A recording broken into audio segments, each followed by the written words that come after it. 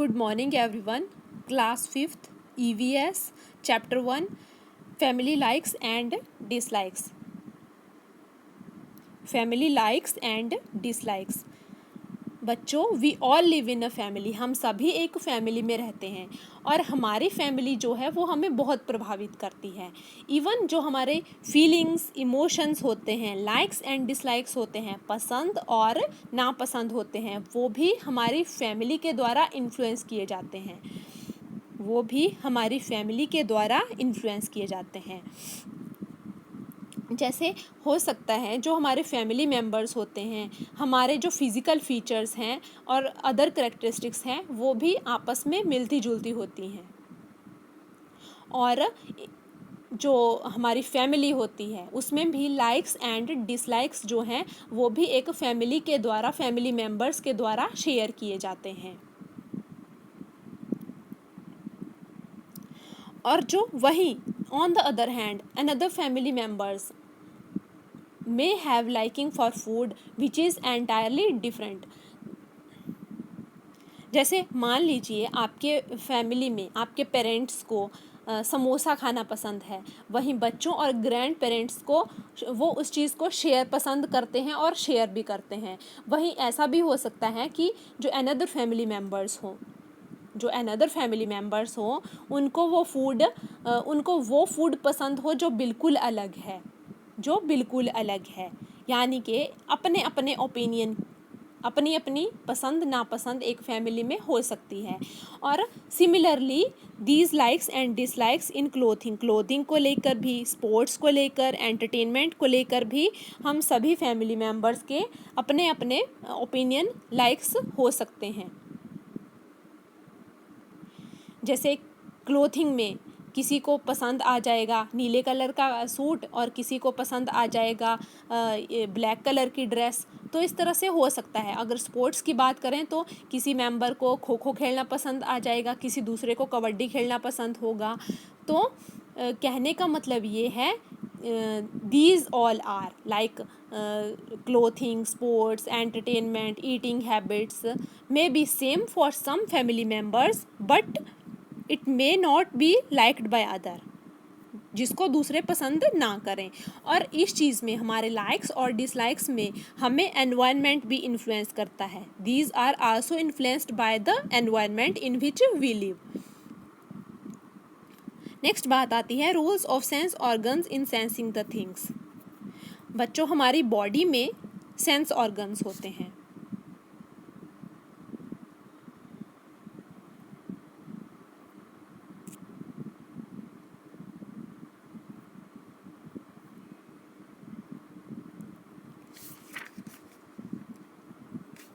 और हमारी sense organ जो हैं वो फील करते हैं, फील समथिंग. और जैसे मैसेज आता है कोई, तो मैसेज जो है हमारी सेंसरी नर्व्स के थ्रू ब्रेन तक जाता है. कोई भी मैसेज हमारी सेंसरी नर्व्स के थ्रू ब्रेन तक जाता है. ब्रेन उस मैसेज को रीड करता है और मोटर नर्व्स के through different parts of the body में सेंड करता है.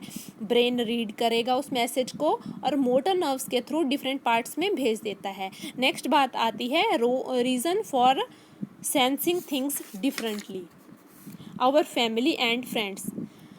बच्चों, अब ऐसे हो सकता है जो हमारी फैमिली है या हमारे फ्रेंड्स हैं वो भी हमारे जो टेस्ट है उसको इन्फ्लुएंस करते हैं. जैसे कोई बच्चा एक म्यूजिशियन की फैमिली में पैदा हो गया तो वो हो सकता है कि उसको म्यूज़िक सुनना ज़्यादा पसंद हो जाए and gradually develop liking for it, उसको वो चीज़ ज़्यादा पसंद आ जाए. नेक्स्ट बात आती है ऑक्यूपेशन की. जैसे हो सकता है समटाइम्स जो ऑक्यूपेशन है वो भी हमें इन्फ्लुएंस करता है. जैसे एक फैमिली में किसी के फादर अगर बिजनेसमैन हैं तो उसका जो बेटा होगा, बच्चा होगा, चाइल्ड होगा, वो भी आगे जाके बिजनेस ही करना चाहेगा because his family has great influence on his taste. तो ये पॉसिबिलिटी भी हो सकती है कि वो भी आगे जाके अपने पापा का बिजनेस ही संभाले. नेक्स्ट बात आती है ट्रेडिशंस की. हमारे ट्रेडिशन ट्रेडिशंस, कल्चर, रिलीजन्स जो हैं वो भी हमें इन्फ्लुएंस करते हैं, हमारे सेंसेस को इन्फ्लुएंस आवर सेंसेस, वो भी हमारी सेंसेस को इन्फ्लुएंस करते हैं। जैसे मान लो एक वेजिटेरियन फैमिली में किसी को अनियन, एक फैमिली, पूरी फैमिली में अनियन, गार्लिक ना खाना पसंद हो, ना उसकी स्मेल पसंद हो, तो जो चिल्ड्रन उस फैमिली में बॉर्न होंगे, जो बच्चे उस फैमिली में पैदा होंगे, उनको भी वो चीज़ पसंद नहीं आएगी। Children born in such family gradually pick up this tradition and this tradition then passes from one generation to the next generation, और यही चीज़ जो है वो वन फैमिली से नेक्स्ट फैमिली तक पास होती रहेगी। और सिमिलरली एक वेजिटेरियन फैमिली होती है जहाँ उनको वो गार्लिक और अनियन की स्मेल भी पसंद होगी, और जो उनके बच्चे होंगे उनको भी वो चीज़ पसंद आएगी। नेक्स्ट बात आती है मूड की। मूड जो है ये भी sometimes influence our likes and dislikes, because जब हम हैप्पी होते हैं तो हमें लाउड म्यूज़िक सुनना पसंद होता है, तब हम ज़ोर ज़ोर से म्यूज़िक लगाते हैं। और वहीं अगर जब हमारे एग्ज़ाम होते हैं या हम बीमार हो जाते हैं तो वही म्यूज़िक हमें इरिटेट करने लगता है, तो वो चीज़ हमें पसंद नहीं आती है।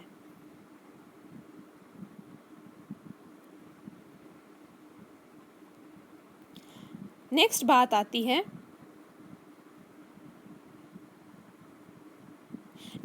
आती है फिजिकली चैलेंज्ड पीपल। हमारी सरकार ने कुछ स्टेप्स लिए हुए हैं जो भी फिजिकली और मेंटली डिसेबल पीपल होते हैं। जैसे उनके लिए अगर स्टूडेंट्स हैं वो, तो उन बच्चों के लिए स्पेशल स्कूल खोल रखे हैं, और सरकार ने क्या किया हुआ है, उन लोगों के लिए स्पेशल सीट रिज़र्व रखी हैं कॉलेजेस में, गवर्नमेंट ऑफिसेज में, एंड जो भी एग्ज़ाम्स हैं उनमें उनके लिए सीट रिज़र्व रखी होती हैं। और जो व्हील चेयर पर जो होते हैं लोग, उनके लिए रैंप वॉक बनाए जाते हैं, जैसे मेट्रो स्टेशन पे, रेलवे स्टेशन पे, शॉपिंग मॉल्स में, कॉलेजेस में, तो उनके लिए एक पर्टिकुलर रैंप वॉक बनाया जाता है ताकि वो व्हील चेयर के थ्रू उस पर ईजिली चल पड़े। Next topic is some specially abled people. First is Helen Keller एक इंटेलिजेंट वुमेन थी, and she was the symbol of victory all over the challenges.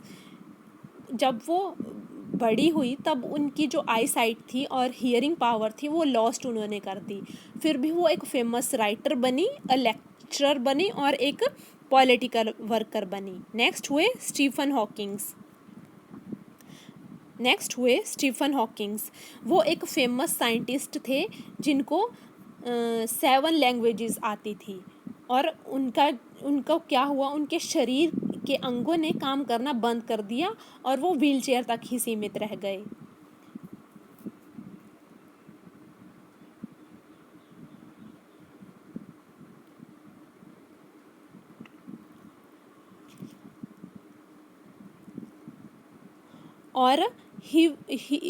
और जब अब तो उनकी 2018 के आसपास उनकी डेथ हो चुकी थी, लेकिन उससे पहले वो फिज़िक्स पढ़ाते थे कैम्ब्रिज यूनिवर्सिटी इन इंग्लैंड में।